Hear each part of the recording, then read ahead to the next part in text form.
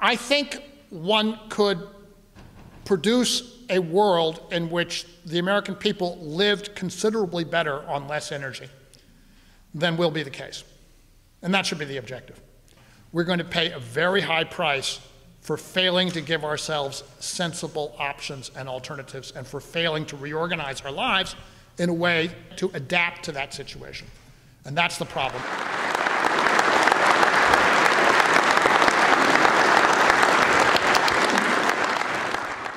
We are not here in Austin, the community most deeply harmed by the events of the last months of 2008 and the early part of 2009. And still, I bet it's true that few of us have entirely escaped consequences of lost jobs, falling values of our homes, disappearance, 401k plans, and going forward, tight credit, low returns on savings.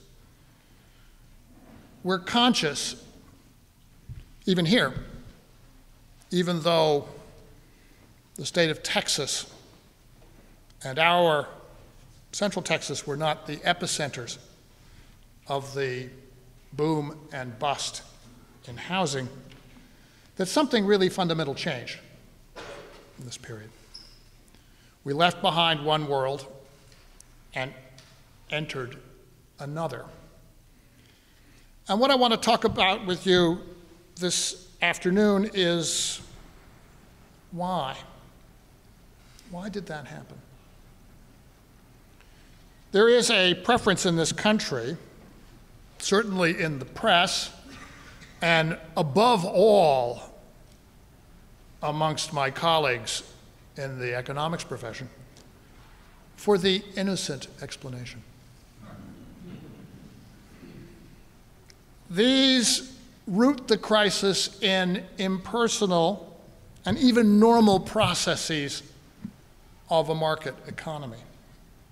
At worst, they suggest that the driving forces were those of mass psychology, optimism, even euphoria, which are in some ways failings, but they're failings of the people at large. They're popular failings, and characteristically American failings for which one cannot really be blamed.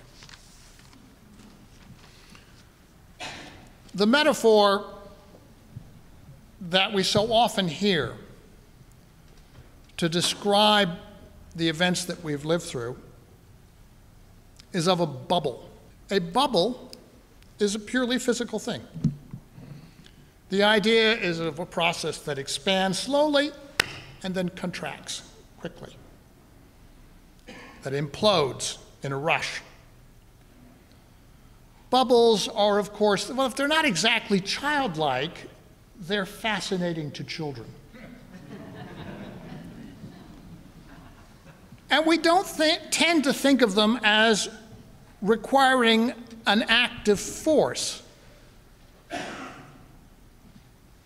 When we think of bubbles, we have to be reminded that someone had to blow them up. They are detached, in other words, from human agency.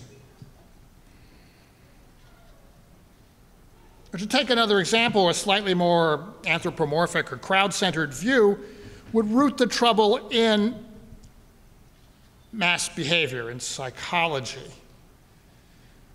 In this interpretation, American families let their consumption desires run too far ahead of their incomes. They felt too acutely the pressure to keep up, so they went into debt. They took out loans that they should have known they couldn't pay, and when the loans came due, of course, there was trouble. What would you expect? It may be true that there's a deeper source for that sort of behavior, that rising inequality would tend to induce people to spend more than they can afford to pay, driven by vices that they should have controlled by envy, by invidious comparison, producing pecuniary emulation, to take the phrases that Thorstein Veblen introduced a century ago. But still, in that view of things, the problem is something that should have been dealt with by a better sense of limits. And these interpretations, both the purely mechanical and the mass psychological, suggest a kind of cyclical view of the economic process, something that we will get over. Bubbles happen, cycles are normal. People get in trouble, but then they get out again, they work themselves out.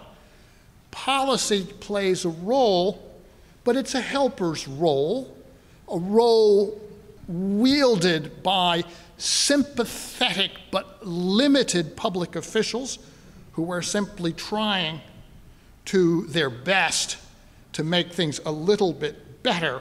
And they can, of course, give things a boost, a stimulus, to unblock the credit channel. There's a combination of adrenaline and laxative involved in that metaphor. And to get loans flowing again. Once this is achieved, there will be a normal recovery, and now we're fully engaged in the biomedical perception of things, leading eventually to a new boom. This is where we are today, or so our leadership would like us to believe. And in this view, recovery, once started, must eventually be full and complete. There is no possibility here of a chronic or a terminal illness. This is the viewpoint of the doctor who has had one patient who has always recovered in the past and therefore will always recover in the future. Obviously, if this interpretation is correct, then it must mean that the institutions and structures underlying our economy are fundamentally sound. And then there is an alternative to this entire way of thinking of things, which is to suggest that perhaps these structures, these institutions, are not, in fact, fundamentally sound. Some months ago in Washington, I was at a symposium and I heard a very good economist and an upstanding public official, Jared Bernstein, a friend of mine, a progressive now and for some years a senior advisor to the vice president, speaking about the need, and he spoke rather eloquently about the need for trustworthy, open, and honest institutions. He was talking about government agencies and the way people perceive government and how government conducts its business. But I saw my chance and I put up my hand, and he made the mistake of recognizing me, and so I asked him whether, in his view, the large private banks were trustworthy, open, and honest institutions. He looked unhappy. He ducked the question. Just last month, by some process of bureaucratic mistake, well, that's not entirely true, I found myself invited, but it was unprecedented. I found myself invited and attending a conference at the International Monetary Fund, which was partly on financial regulation. And after listening to the discussion for the better part of a day, and in particularly one panel that was exclusively on this subject, I noted and observed from the floor that the word fraud had not been spoken one single time. I had a side conversation at that meeting with a leading financial regulator from the United Kingdom, And he made a remark that, in his view, the traders at the investment banks probably did not know how rotten the mortgage-backed securities they were trading actually were. I said I didn't think that view would survive a perusal of the Financial Crisis Inquiry Commission report, which is absolutely suffused with words like abusive, egregious, fraudulent, and even criminogenic. I remarked that the very terminology of the industry, the liar's loan, the ninja loan, no income, no jobs or assets, the neutron loan borrowed from our nuclear deterrent, the weapons that will blow up, destroy the people, but leave the buildings intact, the toxic waste, betrayed that the practitioners in this industry had some awareness that their business was not perfectly honest. And being a reasonable person, I have to tell you that my interlocutor from the United Kingdom did not disagree. Precise and proper use of language can fix in our minds what went on here. For about half a decade, starting 2002, but maybe a bit earlier, and running to 2007 or so, the sector that financed housing in the United States was overtaken by the issuance of debt instruments that were called mortgages, that in some ways resembled mortgages, but they were not mortgages. A mortgage, as I understand the term, is at the very least a debt instrument that the borrower reasonably expects to be able to service. It may be that the loan will be refinanced at some point, but there is a reasonable sense that the refinancing will be possible and even routine. That's not what we're talking about here. In up to 30 or 40% or more of the loans made against housing in the later part of the housing expansion. We're talking about loans made to people who could not document their incomes or who were unwilling to do so, possibly because what they were reporting to the Internal Revenue Service was considerably less than what they wanted the banks to believe they had.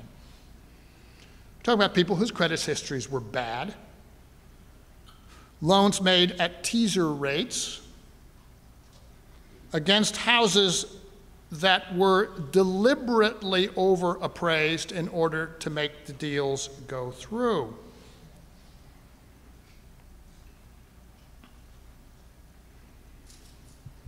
And which, in many cases, the borrowers were not going to inhabit in any event. Now I ask you, is there any honest reason why an appraiser would be asked by a lender to inflate the value of the home being used as collateral for a loan? Work on that one for a while. If you come up with an honest reason, and mention it after, come up afterwards and tell me what it might be. There is a word for documents of this kind. That word is counterfeit. The counterfeit mortgages were bundled. They were packaged into securities, and then they were rated, principally by Moody's and Standard & Poor's, for a fee, fees which grew to be about 80% of the revenue of these organizations. And these ratings agencies undertook that activity without choosing to examine the documentation behind the mortgages. That is to say, they instructed their staff to come up with a model and a method for issuing a rating which had better, in the very large majority of cases, be AAA or just as good as US government debt, without checking whether the loan documents stating income, credit history, and so on were trustworthy or whether in fact they even existed. There's a word for this too. It's called laundering.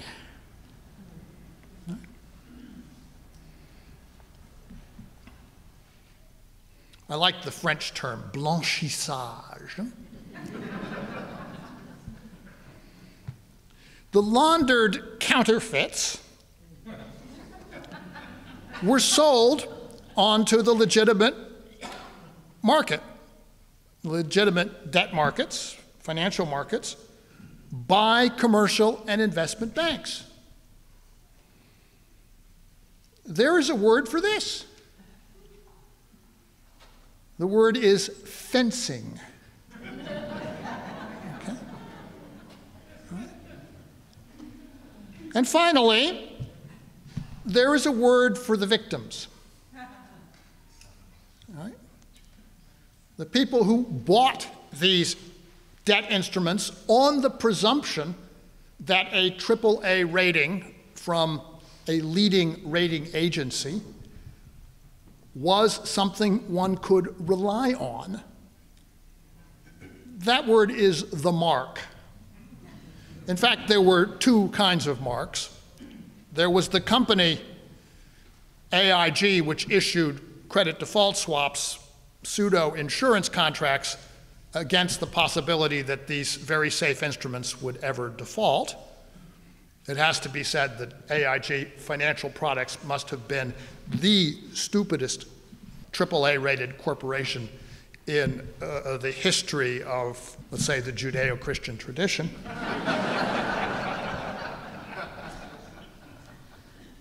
But there was another mark, another type of mark, and Michael Lewis, in his book, The Big Short, gives us the industry's term for that particular class of investors. They were known collectively as Dusseldorf. Dusseldorf.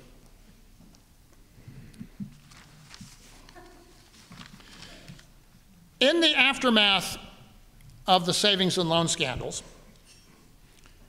20 years ago, the early 1990s, federal prosecutors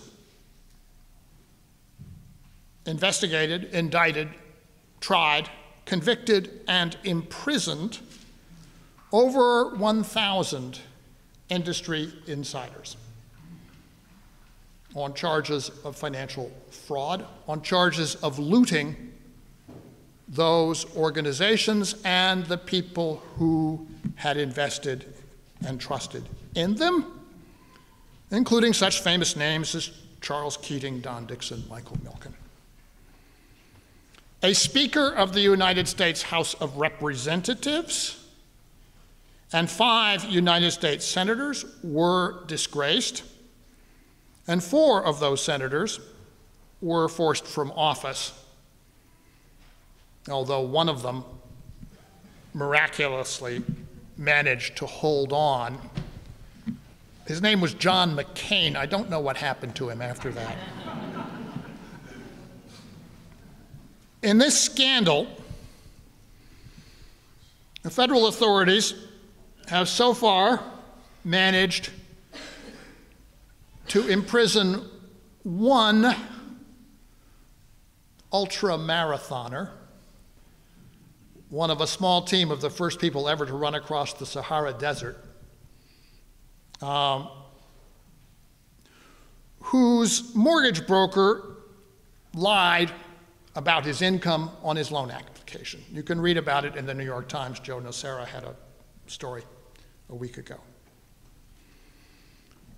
So far as I know, no industry insiders have been convicted in the mortgage scandals, nor, so far, have any in the foreclosure frauds, which by the tens of thousands have contaminated the foreclosure process with perjured affidavits and other forged signatures. If you're looking for a moral issue, let me suggest to you that this is a very good one. This is a very good one. This gets to a fundamental principle of the application of justice in the United States on matters about which we have a great deal of experience and knowledge and tons of evidence. And if the wheels of justice are not turning on this issue, it tells you a great deal about who is in charge of the process of justice in this country. But I want to raise this past the plane of morality or retribution. Or put it at least in a different light, because it seems to me it is also a fundamental economic issue. If the financial sector remains unreformed, corrupt, as demanding of the impression of profits, as accustomed to the vast pecuniary returns and executive compensation that it has been receiving, then the economy also will not recover. Why not? Because honest business cannot earn those returns. It's a really very straightforward matter. We are a mature, wealthy economy in which the normal rate of profit lies far below what our leading financial institutions demand and expect. It's that expectation that drove the problem in the first place. You can state it very simply, and a friend of mine has pointed out, housing in this country was one of our great success stories. By 10 or 15 years ago, it was already a very mature industry. It's in the nature of mature industries, industries financed by good loans, that they cannot grow very quickly. The people who are in a position to service those loans, by and large, already have them. Not all of them. There will be some growth, but it won't be rapid. What, therefore, was necessary? It was necessary to find an avenue for rapid growth. And if there was the market for good loans was saturated, what else was there? Well, the market for bad loans. That was wide open. Very simple. You can grow as rapidly as you want if you're making loans that you don't expect to get paid. The only problem is you have to find someone on whom you can dump them. But if the same expectations are applied to honest business can't meet those expectations, and therefore it will not be eligible for the credit. For this reason, unless we return to this agenda, neglected since the crisis, and force a full-scale cleanup of the banks and an accounting for the fraud, credit will not flow again in our economy, and we will not have the balance between the public and the private sector that makes economic growth politically defensible.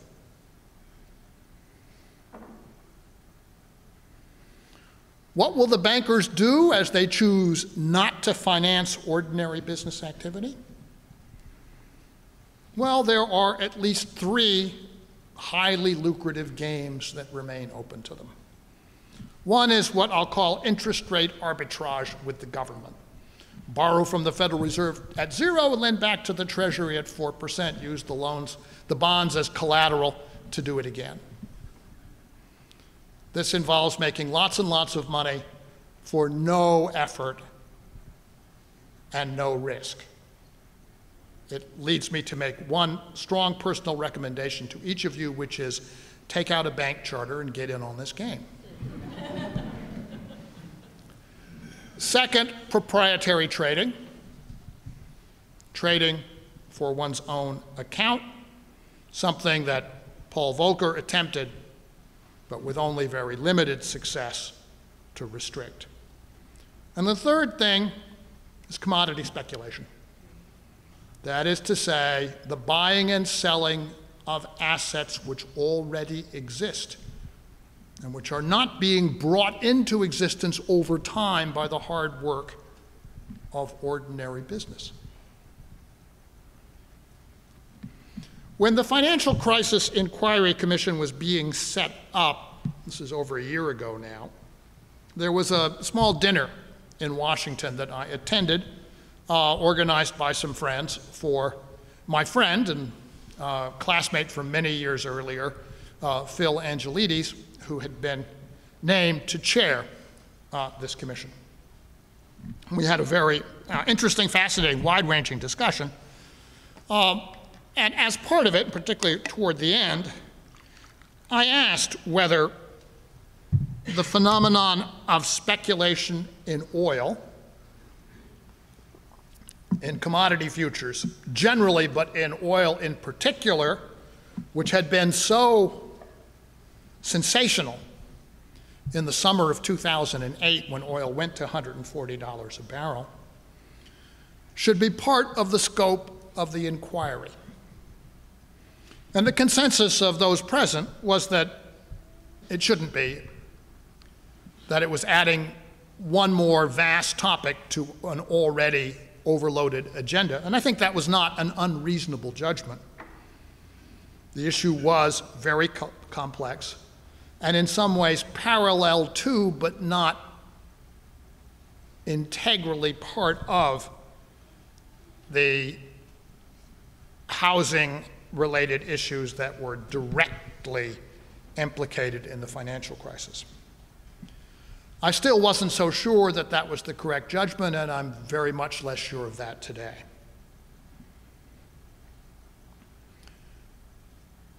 When you consider the problem of a resource which is not renewable, it's difficult to replace,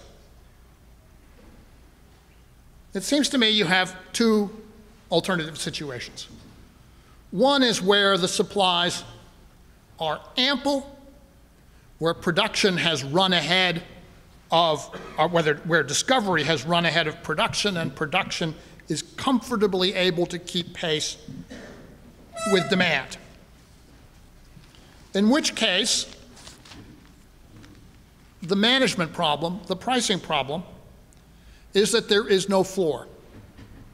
There is a tendency for cartels to undercut each other and for the price to fall below the cost of production. High cost investments are risky, and you run into the potential for parts of the industry to be unstable as a result. The solution is to have an effective price-fixing mechanism, and that was what the Texas Railroad Commission did in the period before 1970 and what OPEC tried to do after 1973. But we're in a different world. That problem disappears when production peaks and supply falls below the demand. After that, the issue becomes, how high can the price go without destroying the economy of the purchasers? And so far as I can tell, there is no natural limit. unless there are substitutes or new sources of supply, the price can go anywhere that the speculative markets and the main producers choose to put it.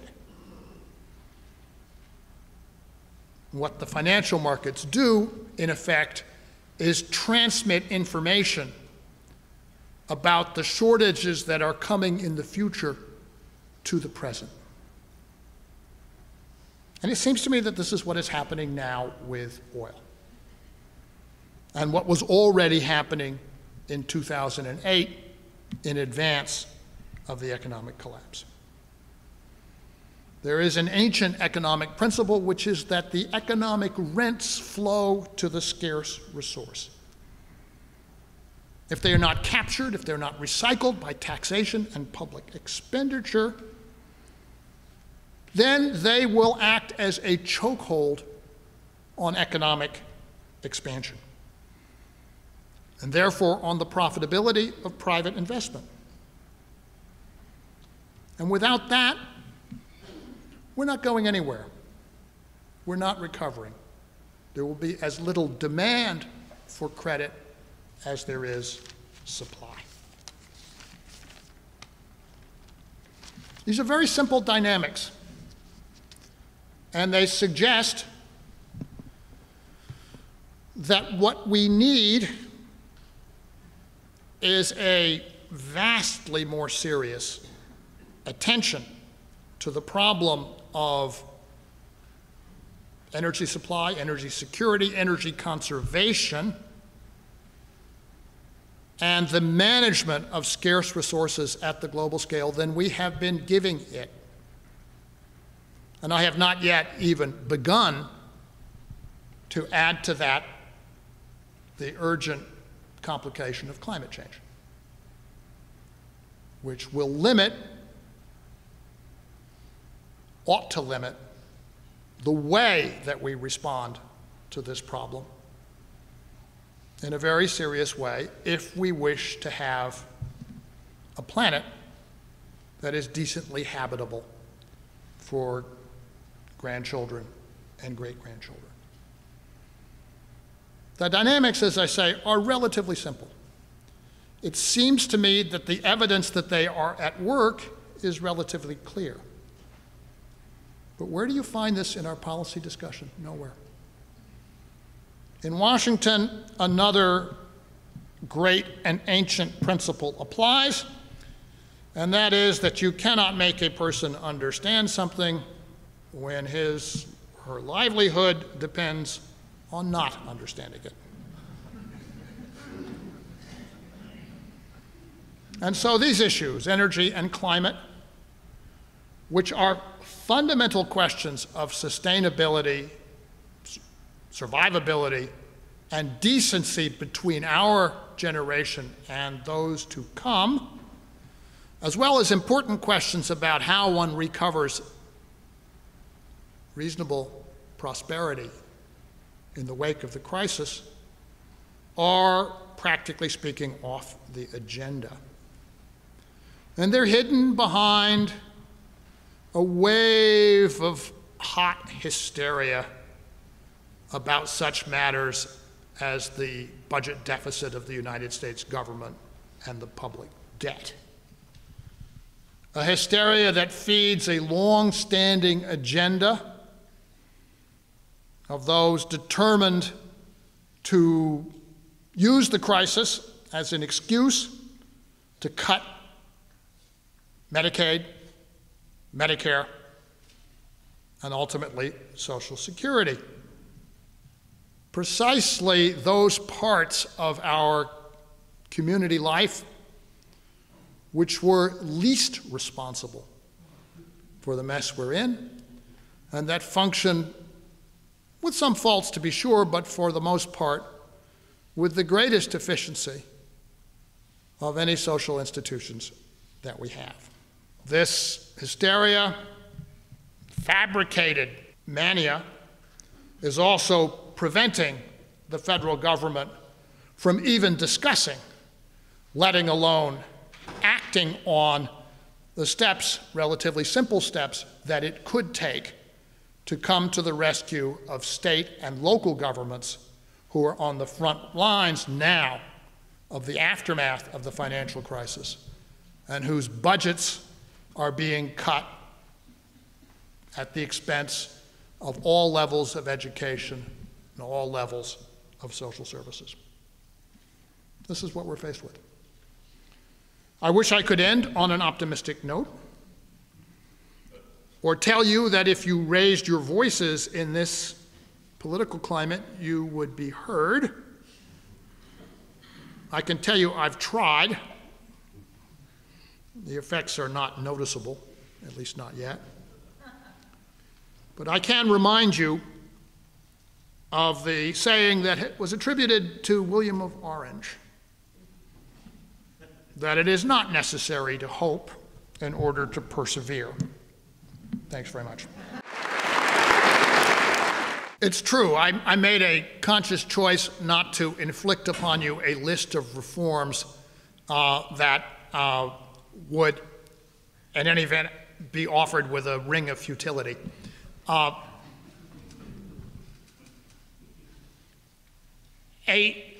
I think it's clear from what I said earlier that my first priority would be a functioning Department of Justice. Right? This is a world in which you need to have prosecutors. Right? I have been in the forefront of advocating, well, I'll make it up as I go along here, an organization called Progressive Citizens for a More Active FBI. How about that? In other words, you need to have regulators of the financial system, the Comptroller of the Currency, the Office of Thrift Supervision, the Federal Reserve, who are doing their jobs, who are making appropriate referrals and providing a guidance to the investigating agents, who are FBI agents, and to the prosecutors, who are United States attorneys. This is what is required in the first instance. If you are going to move through this and reassure the world, both reassure the world that the financial system is capable of being cleaned up, and secondly, have a financial system which is not in the business of demanding rates of return that can't be delivered by honest business. So to me, I'm in favor of an economy which is a functioning economy with a very strong private sector. In order to have that work, you have to have a financial sector that is servicing that economy. If it's not doing it, what do you need the banks for? You can clear checks through the post office, right, if you have to. That's not what you need banks for. You need banks to underwrite loans to support businesses. If they're not doing that, it's not clear to me why their charter should be there. So that's my first point. Now, in terms of the public sector's initiatives, I think clearly implied that we need to have an energy and a climate policy that we take seriously. And I say this partly for the sake of those two issues, because I think they are, in the long and the very long run, issues of the first importance, but also because the economy needs to have a direction in which it can go. It needs to have a strategic sense. Strategic sense is very valuable because economic activity is always going to be partly public and partly private. And the private sector needs to be, in some sense, convinced that there is a way to go which is potentially leads toward success and prosperity. In the 1990s, we had that vision of an information technology society. And a great many people got into that business, did a great many things, and made a lot of money, but also changed a lot of things about the way in which we lived. They put us all onto optic fiber cables and smartphones. We don't have that sense now of where we're going next. And if we're not dealing with the important problems that we face as we develop such a sense, we'd better be very careful, because we might make our most important problems worse and fail to meet the economic objectives. So if you ask me, okay, what went wrong with the concept of the stimulus package? I would say I agree with those and agreed at the time with those who said it was too small. But there was an even more fundamental problem, which was that it was too short and then it did not set a new direction for economic expansion. So if you're a business person and you're thinking about investment plans that will pay off in 2 or 3 years, and you're looking forward to the economic climate at that time, you're going to say to yourself, the stimulus is all very well and good for the next 2 years, but in 3 years it's going to be going away. Why should I have new capacity online in 3 years? I'm likely to get caught out without a market. That's not a good result. The whole notion that you could fix this large structural problem with a short-term, as they say, an injection, was flawed from the very beginning. If I were in the position of advising the president directly, a great many of the most important things would already have been accomplished. I'd say all the present advisors would have to be gone first.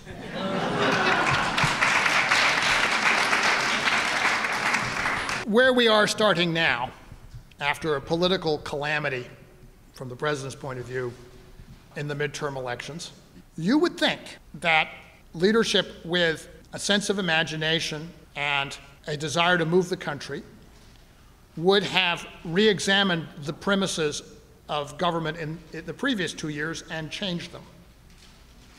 That hasn't happened.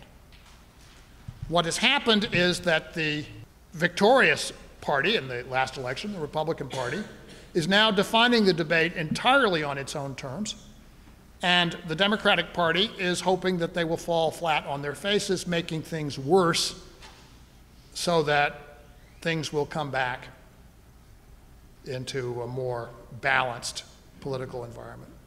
Good luck. I don't believe that's a viable political alternative. I think you need to have a clearly articulated, sensible view, forcefully articulated. Even if you don't have the power to put it into effect, you need to be conceptualizing what you would like to do. You need to be speaking to the people in a way which sharply contradicts legends, myths, and lies, that defends the basic interests of the people, looks out for the longer-term interests of the country. Securitization, this selling onto the secondary market, had been around for a long time, and it was a way of refinancing lending institutions, and that's what Fannie Mae and Freddie Mac did. What happened was the relaxation of standards and the de-supervision of that process, which was an extremely deliberate business. Right after 9/11, the Bush administration took 500 FBI agents off of financial fraud, white-collar crime, and put them on counterterrorism, which was understandable, but they didn't replace them. In 2003 or so, the first head of the Office of Thrift Supervision, Mr. Gillerin, in that Bush II administration, held a press conference at which he brought a stack of copies of the Code of Federal Regulations and a chainsaw. Right? A chainsaw. I mean, I got photographed holding this chainsaw. And, that was this was a press conference you give to the business press. It's sending a very, very clear signal to what kind of supervision people are going to face if they start relaxing their underwriting standards. It's not ambiguous. This is not something that you're trying to say to subtle and nuanced folks here. You're really trying to get this message out, and they did that. In 2004, the FBI warned in congressional testimony that there was an epidemic of mortgage fraud. This is already in 2004. Nothing was done. So you're looking at not only desupervision, but practically speaking, an encouragement. Alan Greenspan added to that with carefully chosen remarks recommending to people that they give up their safe and secure 15 and 30-year self-amortizing mortgages and take out these new innovative option arm products and this kind of thing. This was being encouraged. Why? Well, because it produced more houses, more jobs, more economic growth, more home equity loans, higher home prices. It gave everybody the sense that the economy was in better shape than in fact it was. And that's, of course, it also made the people who engaged in these practices extremely rich, right? Which they've gotten away with. I think one could produce a world in which the American people lived considerably better on less energy than will be the case. And that should be the objective. As we go into the physical world that we're entering, with the very limited choices and very inflexible infrastructure that we have, we're going to pay a very high price for failing to give ourselves sensible options and alternatives, and for failing to reorganize our lives in a way to adapt to that situation. And that's the problem. Whether you would get strong economic growth in this environment, that's another matter, but you could provide a great deal of employment and, as I say, have a much better general living standard going forward if you approach this intelligently than if you do what we're doing, which is just to let events take their course. I think the federal government played a deplorable role in all of this. Again, I've named the agencies: the Office of Thrift Supervision, the OCC, the Federal Reserve. These were regulators who did not regulate, declined to do their jobs, and in fact, in many ways, sent signals that the job should not be done. The debate over, and particularly the debate between the majority and the minority on the Financial Crisis Inquiry Commission, is specifically over the role of Fannie Mae and Freddie Mac, which were, let's be clear, privatized private companies with a connection to the government, but they were not federal government entities. Fannie Mae and Freddie Mac have very serious problems. They were badly mismanaged. They became obsessed with their rate of return and with the compensation to their top managers, and that would be associated with a high rate of return. And they moved into the corrupt markets at a certain point. The evidence, as I understand it, suggests to me that the major growth of the most corrupt instruments was in what was called private label originations, which is to say, in the deregulated mortgage originators going around Fannie and Freddie, doing their securitization through the investment banks with the blessing of the ratings agencies, and passing the stuff on to Europeans and to pension funds and to anybody else who would buy it. And that Fannie and Freddie were late comers to that game, in part because they saw the high reported returns and wanted a piece of that action. But I think the argument, Peter Wallison's argument in the FCIC report, and what Bob Herbert called his lone and loony descent, fairly or not, but it was a nice phrase, was that the whole thing was driven by the Community Reinvestment Act and by HUD's desire to get poor people into houses, and this, I think, is not true. In a crisis situation, my view was you did everything, you should do everything that anybody suggested that seemed at all reasonable, and when you got traction, then you should cut back. And from that point of view, cutting taxes is just one tool like any other. Now, there's a question of which taxes you should cut. My suggestion was have a complete holiday on the payroll tax, right?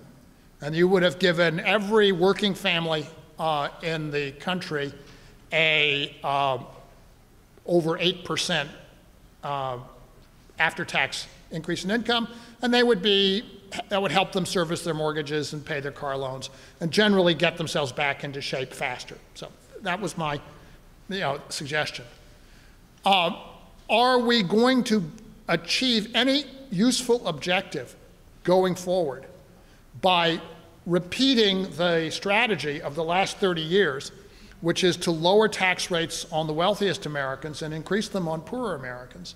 And the answer to that is no, that's not going to work. In fact, we've had a 30-year experiment with this. It was supposed to raise savings rates, investment rates, and guess what? None of that's happened. So we have definitive evidence. And by the way, some of the things we should be cutting are some of the things that I'm sure many of you take advantage of. Tax-deferred savings accounts, right? These are ways of just exempting out the income that is earned by people who have income to spare. Doesn't help people who don't have any income to spare, right? The mortgage interest deduction, which I think was a very reasonable thing for a long period of time, most of its benefit today goes to a relatively small number of people who itemize deductions and have big mortgages, right? So these are issues that we need to be facing, but the overall principle that we should use our total tax take to regulate demand is still a correct principle. And in a crisis, you would reduce taxes, and in a boom, you would increase them. Even if we got serious about creating new jobs,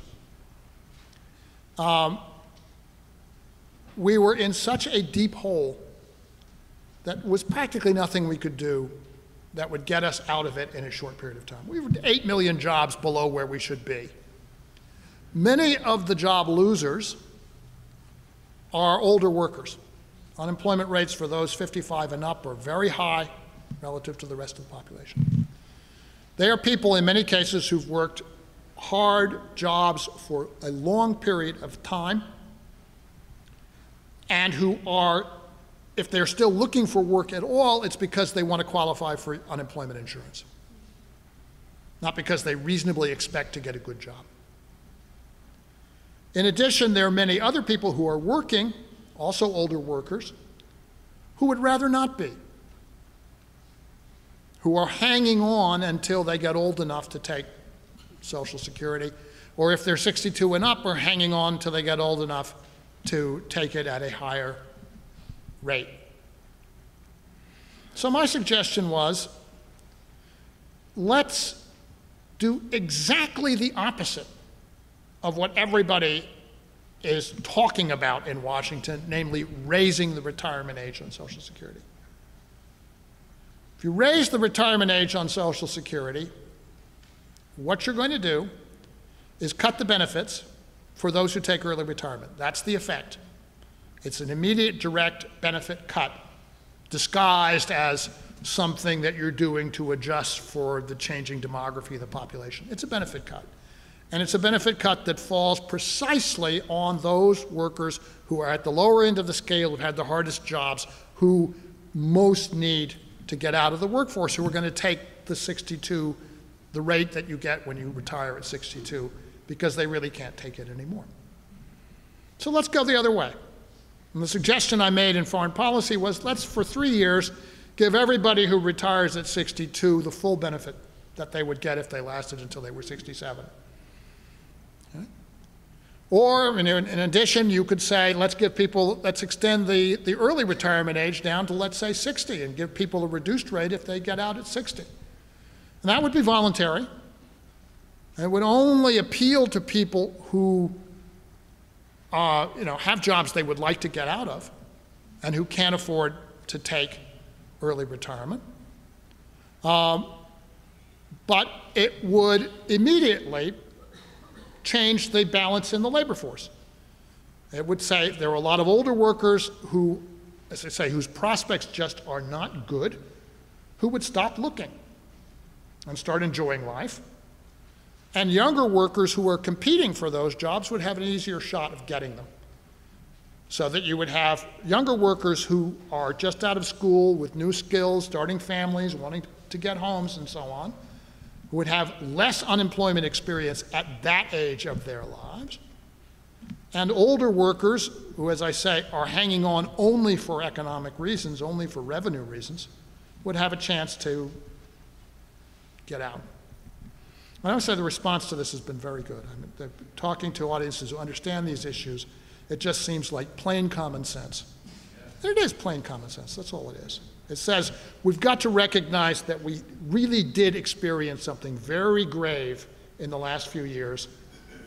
We're not going to, even if we put everything we had into it, we're not going to make up the job losses. So why don't we just be realistic about that and help particularly lower income workers in the aging part of the workforce make a graceful transition and lead happy lives, when we know that at the same time that would also help younger workers find jobs more easily.